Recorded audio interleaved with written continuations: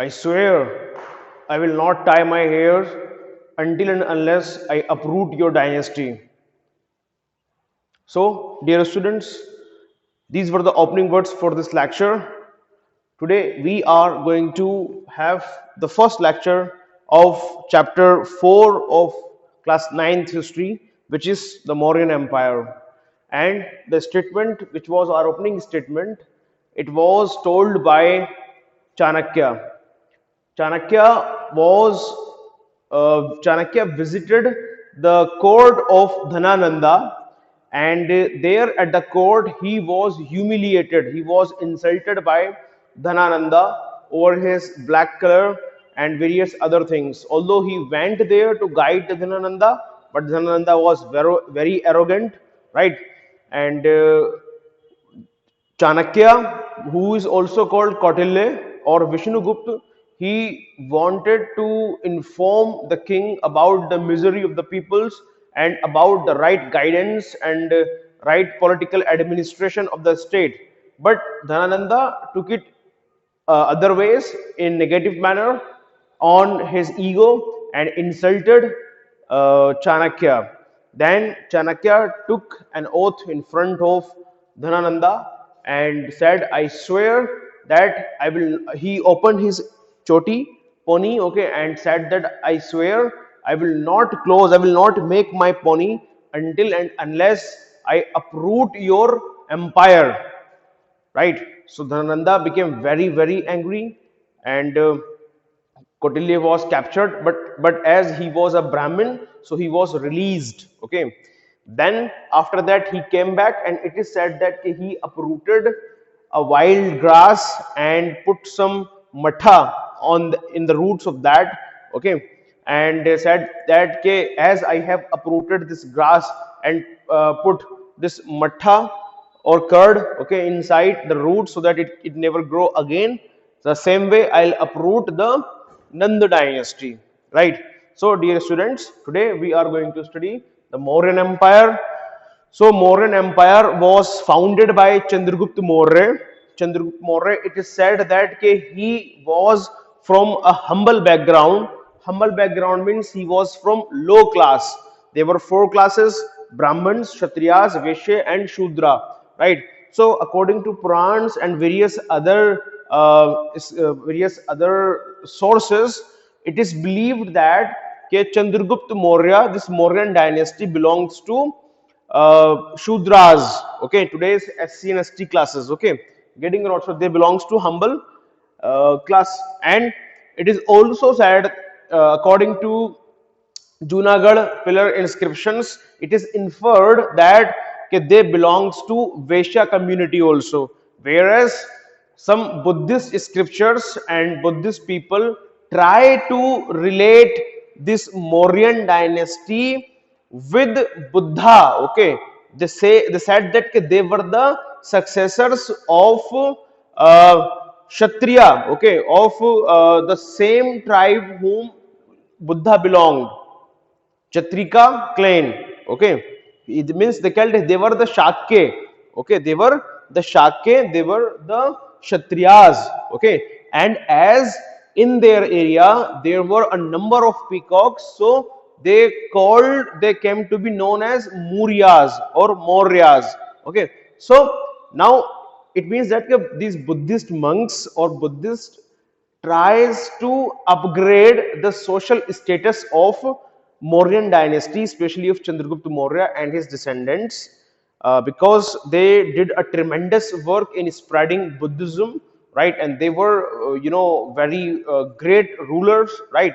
Ashoka was great ruler. Okay, so they are trying to upgrade the social condition of Mauryas by relating them with Buddha. Okay, so that is not the part of our syllabus who Mauryas were. We just need to know, okay, this dynasty was founded by Chandragupta Maurya, right, with the help of his mentor and teacher whose name was Kautilya or Vishnugupta or Chanakya, right? Chanakya. And then after that we should also know that how Chandragupta Maurya founded his dynasty. So in very brief, I am going to tell you here, right? In detail we will study in next lecture. In very brief, he defeated Dhanananda of Nanda dynasty. Nanda dynasty was founded by, let me have chalk. Nanda dynasty was founded by Mahapadmananda. Nanda dynasty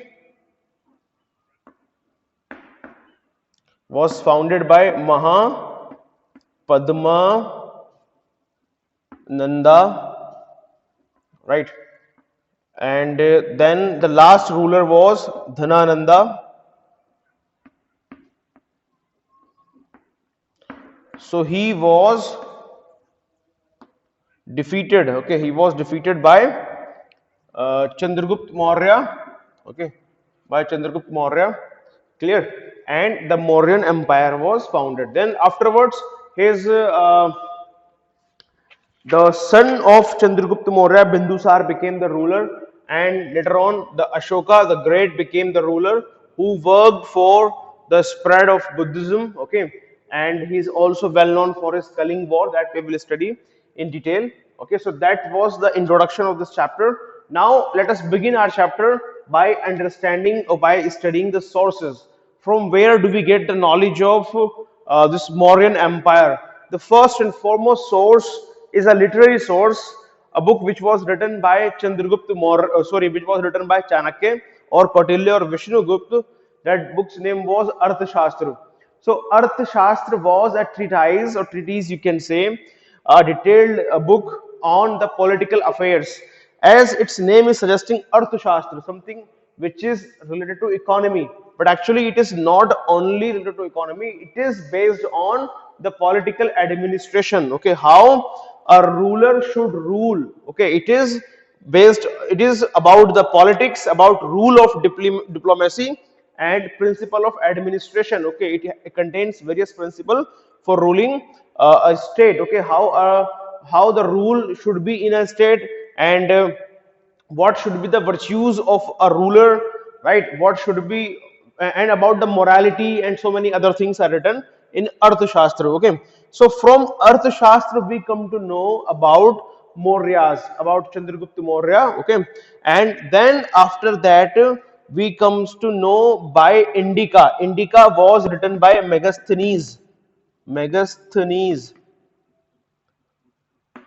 Megasthenes was an ambassador in the court of Chandragupta Maurya. He was sent by Seleucus Nicator. Okay, Seleucus sent him. Seleucus sent him, right, as an ambassador in the court of Chandragupta Maurya.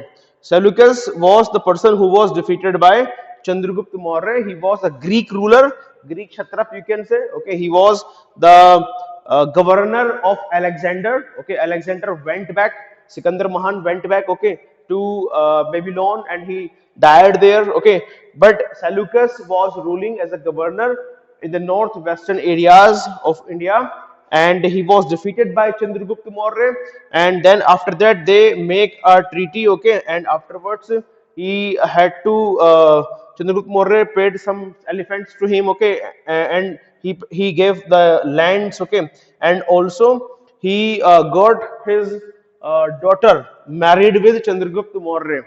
Okay,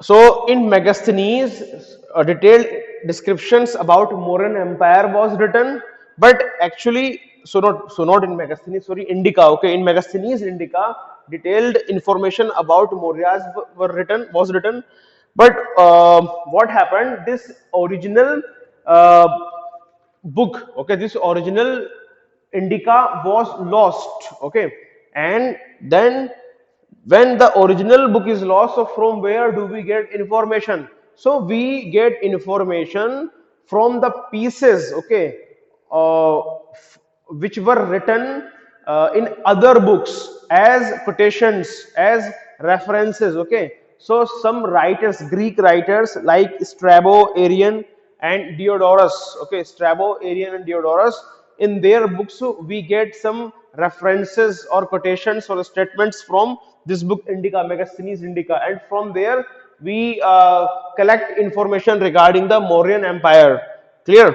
So these two were the literary sources. Now we will study about the archaeological sources. So in archaeological sources there were edicts. Okay, so there are 14 major rock edicts. Major rock edicts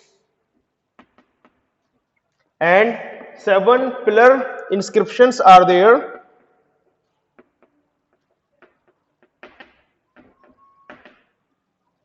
And various other minor rock edicts are also there. Minor rock edicts are also there, right? Now, in this major rock edicts, where these major rock edicts are found, one major rock edict is found in Shahbaz Gali, Pakistan. Shahbaz Gali, Pakistan. And one is found at Junagadh, which I have already told you, which tells us about, from where we infer that they belongs to Vaishya community. Junagadh, it is in Gujarat. Okay, and one is found, okay, in Uttarakhand also. One is in Bihar also. Okay, and likewise there were pillar inscriptions. Okay, one pillar inscription was in Meerut, in Delhi. Okay, like this at these places, right? These major rock edicts and pillar inscriptions were there. Now, what are these edicts? What are these edicts? So these edicts are the royal decrees. Royal decrees means you can say legal declaration. Okay, earlier, if the ruler wanted to announce something, so he used to write his announcement on some very big rocks so that the entire city can go and see, okay, that statement or that rule or that regulation or that uh, thing, okay, which has been written by that decree which has been given by the ruler. Okay, so like this there were 14 major rock edicts. Okay, so from these 14 major rock edicts and 7 pillar inscriptions, some pillar inscription iron pillars were there. On iron pillars also the decree of the, you can say, royal declaration or order of rulers were written on iron pillars. Okay, so there, from there we come to know about the Mauryas. Okay, about their administration, right? Like from rock edict first we come to know that by the decree of Ashoka, right, who is also called Piyadasi. Okay, Piyadasi is a Pali term for Priyadarshi. Okay, getting or not?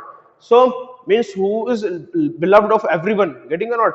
So that in that it is written that earlier in the court of Piyadasi, the and thousands of animals were killed, okay, for food and for religious sacrifications, and then nowadays only 2 or 4 are being killed, okay, 1 or 2 are being killed, but from now onwards no killing should be there. Nobody will kill the animals for religious sacrifications. Okay, so like this, from there we come to know that uh, Ashoka patronized, okay, Buddhist principles of ahimsa, right? And he asked people not to kill even animals. Okay, so this way we collect information from these edicts and inscriptions. I hope you would have understood that. Okay, then the last one is Sanchi Stupa. Sanchi Stupa. Sanchi Stupa was built by Ashoka himself. Okay, it is located at Sanchi, which is around 45 kilometers away from Bhopal in Madhya Pradesh. Right, Bhopal is the capital of Madhya Pradesh. From there, 45 kilometers away, Sanchi is located. And what it is? It is a hemispherical dome like this. Hemispherical dome. Okay, and built by it is built by unburnt bricks. Okay, unburnt bricks, and all around it is having means I am giving the upper side view of this. Like suppose this is upper side view, and all around they are having a passage to walk around this Sanchi ka stupa, okay, and people, okay, Buddhist, they do tawaf. Tawaf means circumnavigation of that Sanchi ka stoop. They take a round, right? Keep saying Buddham Sharanam Gacchami, Dhammam Sharanam Gacchami, okay. And at the center of this, one casket is there. Casket means one box is there, okay. In that box, the relics of Buddha are there. Relics may be any of the belonging of someone, okay. Like my relics, my hair, my nails, my finger, or my clothes, any of my belonging will become the relics, okay. So here the relics like bones or hair or something which other things are kept here, okay, in at this place. So this place is a sacred place for Buddhist. So from here at this place also there are the four gateways in four direction, right? And one pillar is also there, and that pillar, four lions are there, okay. Four lions. I'm not able to make, okay. It's in your book, right? So this pillar is surmounted by capital, okay, capitals which contain sculptures of lion, and on the walls of the gates, on the walls of the Sanchi stupa, Buddha has been depicted by people tree, okay, or by lotus, or by wheel, okay, maybe wheel because of his dharma chakra parivartan, okay, and maybe people because of his enlightenment, okay, and okay, from there these are the things, right, from where we come to know about the Mauryan empire, okay, about the Mauryan empire. So about from here this Sanchi ka stupa capital, okay, which has become the national emblem of India, okay, national emblem of India has been taken from the capital of Sanchi ka stupa, right, the pillar at Sanchi stupa, right. We are having four faces of lions in our emblem, okay. So that was made by Ashoka, right, and we come to know about various other things about Ashoka, okay. We come to know various other things about Ashoka by this Sanchika stupa.